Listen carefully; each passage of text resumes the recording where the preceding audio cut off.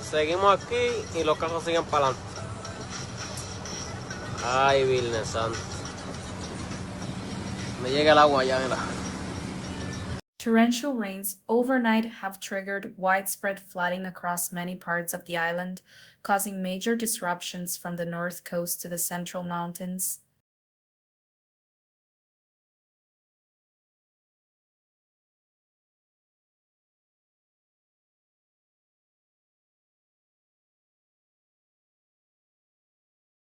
San Juan woke up underwater. Streets in Santurce and Hato are submerged, with some intersections seeing over 2 feet of standing water. City officials have issued travel advisories, urging residents to stay indoors unless absolutely necessary. In the central region, towns like Caguas, Benito, and Barranquitas are facing serious challenges. Local rivers, including Rio de la Plata and Rio Grande de la Mesa, have swollen far beyond their normal levels, spilling into nearby communities. Despite the dramatic scenes, emergency crews are fully deployed. Road crews are working around the clock to direct traffic.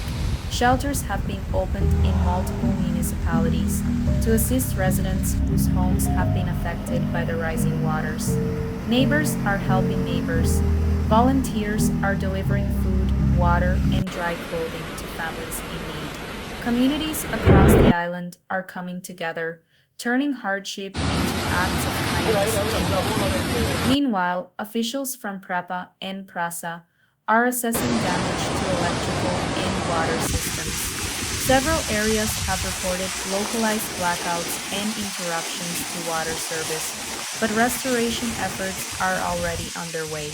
The National Weather Service has extended a flood watch through tonight. More rain is expected in the eastern and central regions, but forecasts suggest that drier conditions could return by tomorrow afternoon.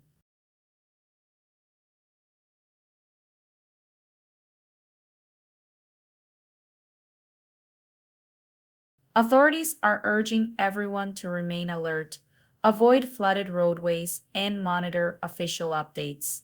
Residents living near rivers or low-lying areas are advised to keep a go bag ready and be prepared to move if conditions worsen. Today, the flooding reminds everyone how powerful nature can be, and also how strong the people of Puerto Rico are when they stand together.